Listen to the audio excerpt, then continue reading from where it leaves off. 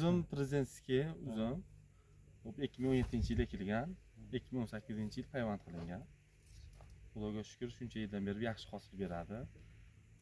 Sovuqdan keyin 10-15 ta daraxtimiz sal nima bo'lib qoldi, shunga bir tuproqdan analizini, bu bargidan nima kamchilik, nima yetishmovchilik bo'lyapti, shularni bir bilib olish uchun juda nima qilgan edik.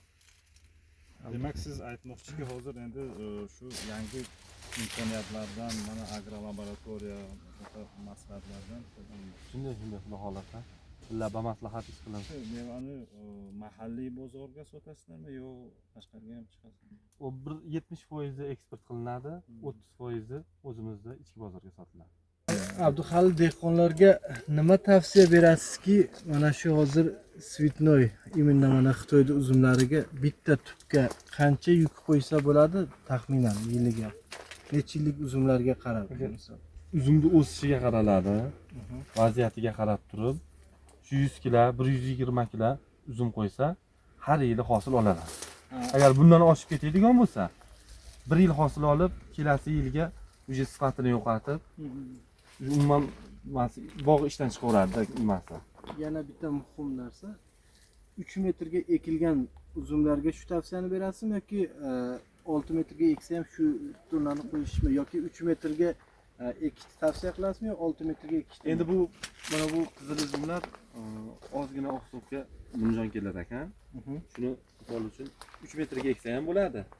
Enini sal qisqartirib, misol uchun 5 ga 6 qilib eksa bo'ladi yo bo'lmasam 3 ga 6 qilib eksa ham shu yaxshi ekan. Oftobni urishi nimalaridan yaxshiroq bo'ladi ekanda.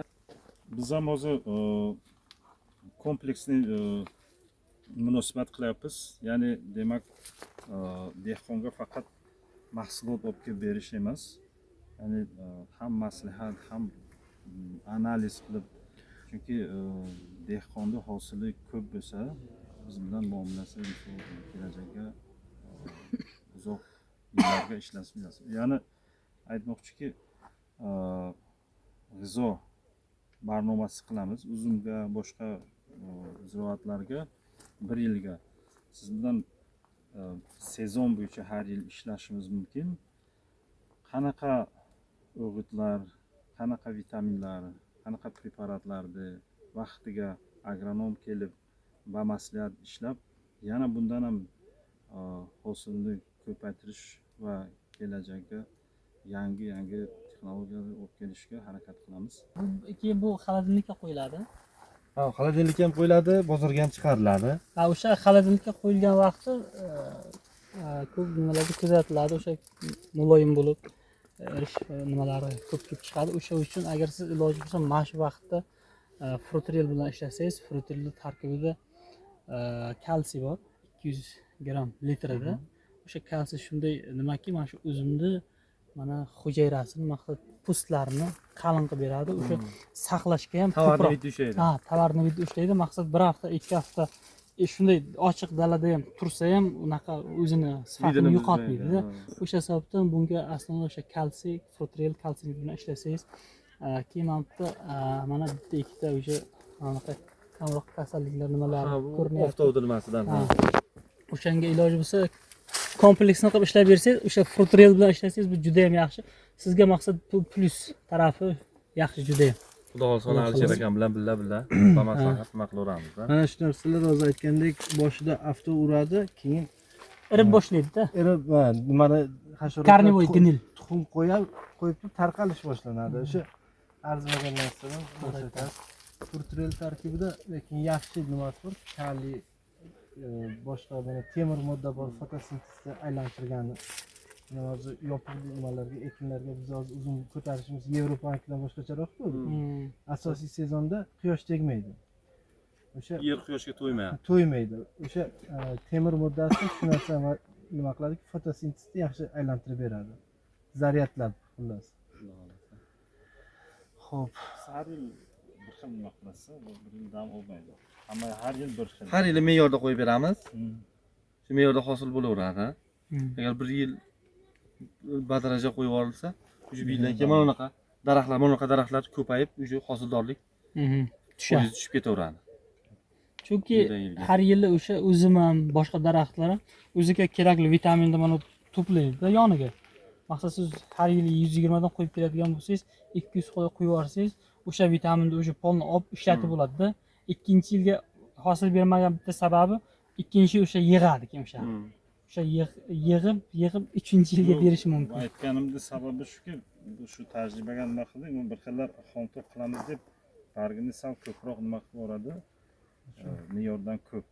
Bu hosilni olgandan keyin barg o'ziga ishlab обратно shu именно faqat uzunga ikkita nima bordi, kanal borku, bilasizlar. Birinchisi uyg'onganda faqat pastdan olib mevaga beradi. Endi Xudoim taolo shuni yaratganki, keyin hosil tamom bo'lgandan keyin barglar endi yana qaytarib nimaga to'playdi. Ikkinchi kanalda. Shu fotosintezlar nimaki bo'lsa agar shu hammasini yana olib borib nima qiladi. Agar o'shanda siz aytganday ko'p nima qilib olgan bo'lsangiz, bu o'ziga kerakli narsani ikkinchi yilga to'play olmaydi-yu, kam hosil beradi-yu, bu kasal bo'lib qolishi. Hatto mana o'g'it bo'ladigan barglarda ham kerakli quvvat bo'lmaydi, pastga tushib quvvatga aylana olmay qoladi. Shuning uchun hozir siz nimadan bargdan ozuqa nima qilasizmi, ishlatasiz? Yo'q, hali ishlatganim yo'q. Endi Biror vitamin shuni biz ishlatganim yo'q. tavsiya beramiz, chunki bu ham o'simlikda, endi bu ham tirik narsa. Shuning uchun xuddi hamma organizmga o'xshab ham pastdan ham, tomirdan ham misol xohlaydi, ham bargdan ham. Keyin bargdan bergan vitamin bo'lsa, misol o'g'itlar bo'lsa, nima hamki bo'lsa, uni ta'siri misol agar shu yerga bo'lsa agar tez keladi nimaga. Tezda ta'sir qiladi. Xuddiki misol siz kapelnitsa qo'yasiz-ku odamga. Shunga o'xshab, Shuni yerdan berilganidan ko'ra tepadan tezroq. Hozir aytdim, Bargdan bu bir xil berilgan vaqt borki, ozuqa misol u yerdan tezroq pastdan ta'sir tepaga qiladi. ishlaydi. Bu tez effekt berish uchun, tez ta'sir qilish uchun Instrumentlar sifatga ham nimasi bordi. O'zi shu sifat ko'p problema qilyapti. Chunki misol chet davlatlarga eksport bo'yicha ularning talaboti har xil. Mana agar so'rasangiz, siz aniq aytsangiz agarki, men misol Baltikaga yuboraman desangiz, biz uni go'shtlarni, ularning misol standartlarini, ular qaysi parametrlarga ahamiyat beradi, shunga qarab sizga programma pitaniya qilib beramiz. Shularga muvofiq. Rossiyaga desangiz, Rossiyaning nimasi sal boshqacha. talablari. Talablari, ha. Rospotrebnadzori boshqa, ha. Yoki misol boshqa davlat. O'shanga qarab programma qilish kerak. U qiyin narsa emas. Ko'p rasxod ham bo'lmaydi, lekin sizni mahsulotingiz o'shaqa o'tadi. Biz misol Yevropa, Germaniya shu nimalargacha dehqonlarga yordam beramiz, narsalarni olib boradi. Urug'larni misol ham sveji ham qurilganda shu prosesni o'tadi, yaxshi narxga sotadi, daromad qilib yana rivojlanib ketadi. 10 xildan oshiq sortimiz bor. Misol uchun Rizamat, o'sha Shohona, Prezidentskiy, yana Husayni, Oq Damiskiy, Qora Damiskiy, Mercedes, chiliga barvaqt pishadigan. Основной ходовой sortlar shu Husayni, Shohona, shu mana Prezidentskiylar bo'lib qoldi hozirga.